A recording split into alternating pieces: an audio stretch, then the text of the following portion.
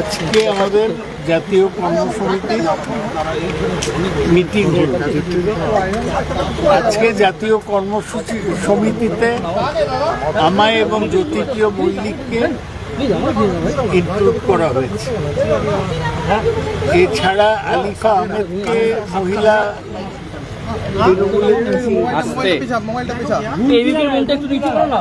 কেন চেঁচাচ্ছ ভাই? তাহলে কি বলবো? বয়স্ক লোকরা। অর্ণব ব্যানার্জি তাকে ইউথের প্রেসিডেন্ট করা হয়েছে। মোশাররফ হোসেনকে মাইনরিটি প্রেসিডেন্ট করা হয়েছে। এছাড়া কুণাল ঘোষকে নর্থ ক্যালকাটার প্রেসিডেন্ট করা হয়েছে। আর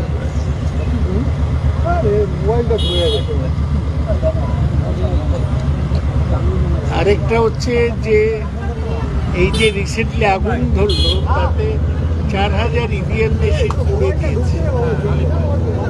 এটা আমরা ধিক্কার জানাই। চারদিকে যে গন্ডগোল হচ্ছে, তৃণমূল কর্মীদের ওপর আক্রমণ হচ্ছে, তৃণমূল কর্মী মদন মিত্রর বাড়ি রেড করে সকাল থেকে আটকে রেখেছে। আমাদের এই ওয়ার্কিং কমিটি তাকে নিন্দা জানায়। এই ব্যাপারে আমাদের কর্মসূচি আমরা পরে জানাবো। সুদীপ বন্দ্যোপাধ্যায়ের অনুপস্থিতিতে নতুন করে আবার দল স্বাধীন করা হলো কর্মসূচি।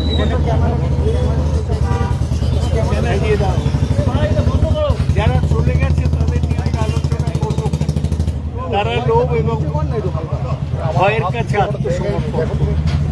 তাদের নিয়ে আমাদের মাথা ব্যথা নেই। না না, আমি এই নাম করে করে বলতে পারবো। ইম্পর্টেন্ট একটা বিষয়, সেটা হচ্ছে যেভাবে কাউন্সিলররা বিদ্রোহী হচ্ছে তাতে দলের এই মুহূর্তে মানে যে সাংগঠনিক শক্তি কিন্তু অনেকটাই দুর্বল হয়ে পড়ছে। কি বলবেন? আমাদের দলের শক্তি কাউন্সিলর বা এমএলএদের উপর নির্ভরশীল নয়। গ্রাসরুটে যারা ওয়ার্কার, যারা মমতা ব্যানার্জির নেতৃত্ব অনুসরণ করে, তাদের উপরই দলের শক্তি।